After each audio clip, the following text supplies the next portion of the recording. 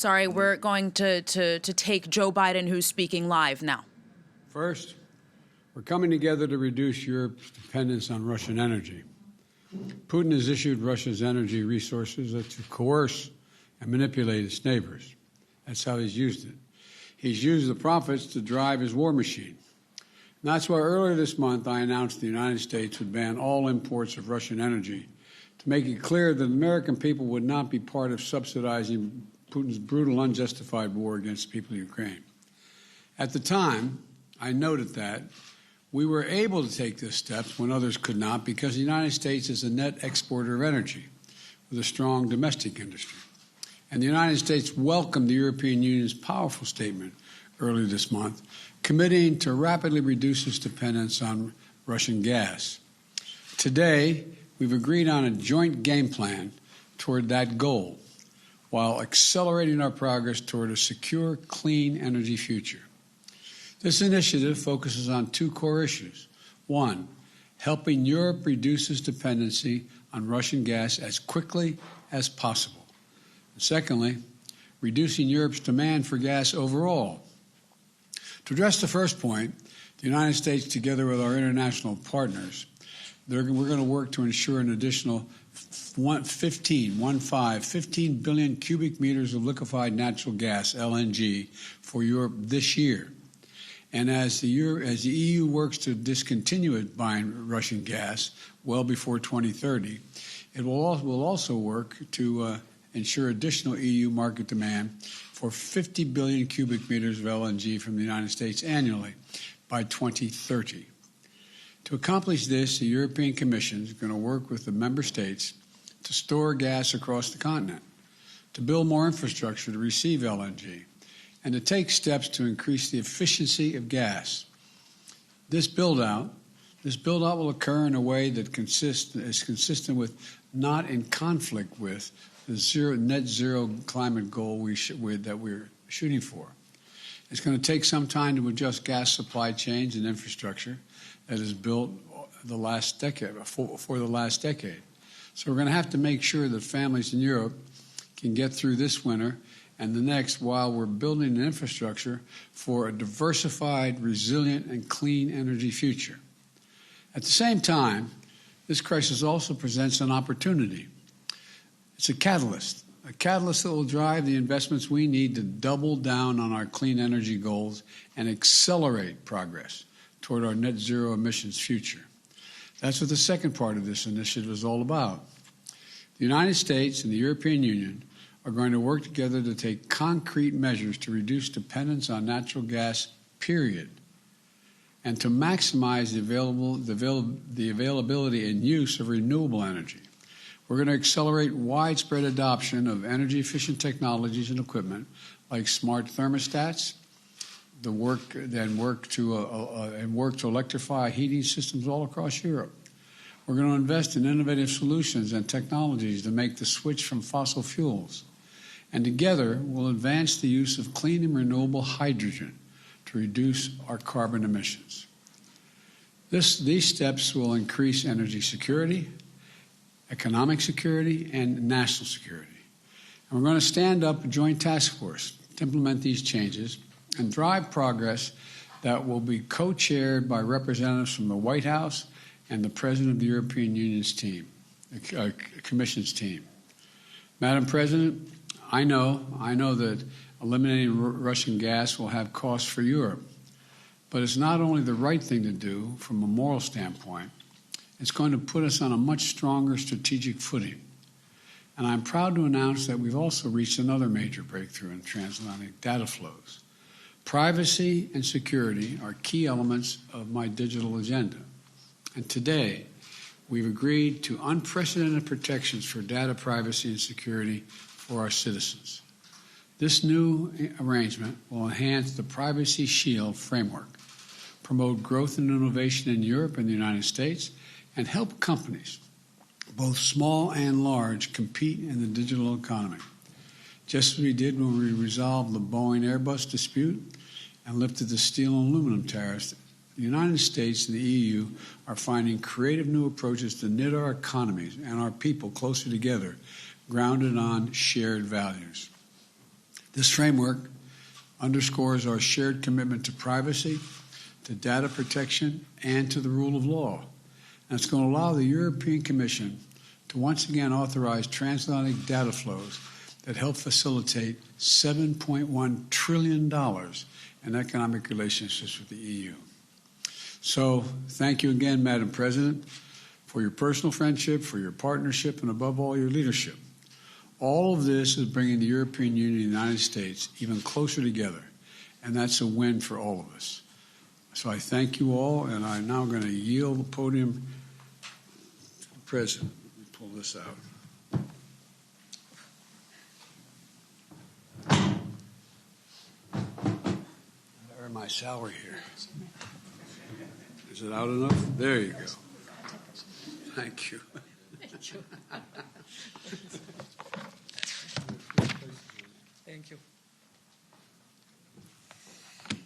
Mr. President, dear Joe, your presence here in Brussels this week at the NATO summit, at the G7 and at our European Council sends a very powerful message to the world. The transatlantic partnership stands stronger and more united than ever. And we are determined to stand up against Russia's brutal war. This war will be a strategic failure for Putin. Our cooperation on the 4 successive waves of sanctions against Russia has been extraordinary and exceptional.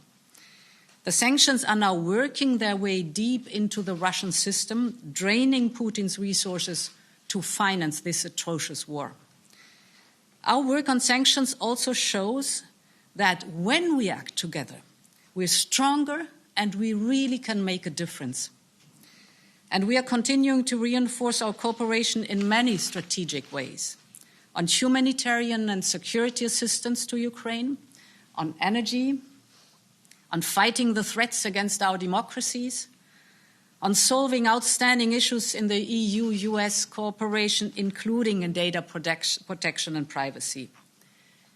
In a world faced with disorder, our transatlantic unity upholds fundamental values and rules that our citizens believe in.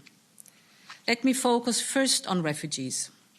Until now, around 3.5 million people have left Ukraine, half of them children. Every second refugee is a child. And the numbers will keep rising. So together, we are mobilizing massive resources to support those displaced by the conflict, be it in Ukraine or in the neighboring countries. Just this week, for example, I announced that the European Union will allocate an extra 3.4 billion euros for this purpose, and more will come. This demonstrates our deep support for Ukraine and its citizens. And I want to tell the American people how grateful Europe is for their unwavering support. This support also extends to strengthening Europe's energy security and independence from Russian fossil fuels. As you know, we aim to reduce this dependency on Russian fossil fuels and to get rid of it. And this can only be achieved through, of course, first of all, investment in renewables, but also through additional gas supplies, including LNG deliveries. So we want, as Europeans, to diversify away from Russia towards suppliers that we trust, that are friends, and that are reliable. And therefore, the US commitment to provide the European Union with additional at least 15 billion cubic meters of LNG this year is a big step in this direction, because this will replace the LNG supply we currently receive from Russia. And looking ahead, the United States and Europe will ensure stable demand and supply for additional at least 50 billion cubic meter of US LNG until 2030. And if we look at that, this amount, 50 BCM per year, is replacing 1/3 already of the Russian gas going to Europe today. So we are right on track now to diversify away from Russian gas and towards our friends and partners, reliable and trustworthy suppliers. We need to secure our supplies not just for next winter, but also for the years ahead, and this is an important, a big starting point to do that. Our partnership aims to sustain us through this war, to work on our independence from Russian fossil fuels, but it also focuses on building a greener future with climate neutrality. We will work together, also with our energy-intensive industry, and the good news is that the infrastructure that we use for gas today can be used for clean hydrogen in the future. So this investment we are doing right now is also an investment in the decarbonizing of our economy. The cooperation shows the power of our democracies. I particularly welcome that we will step up our respective action on strengthening democracies, the rule of law, the freedom of media in the world, and we also need to continue adapting our own democracies to a changing world. This is particularly true when it comes to digitalization, in which the protection of personal data and privacy has become so crucial. And therefore, I'm very pleased that we have found an agreement in principle on a new framework for transatlantic data flows. This will enable predictable and trustworthy data flows between the EU and US, safeguarding privacy and civil liberties. And I really want to thank Commissioner Reinders and Secretary Raimondo for their tireless efforts over the past month to finish a balanced and effective solution. This is another step in our strengthening our partnership. We managed to balance security and the right to privacy and data protection. Mr. President, dear Joe, Putin is trying to turn back the clock to another era, an era of brutal use of force, of power politics, of spheres of influence and internal repression. I am confident he will fail. We are working together to forge a peaceful, prosperous, and sustainable future. And I know we will succeed. Thank you very much. Thank you. Thank you very much. Thank you, everyone. Mr. President,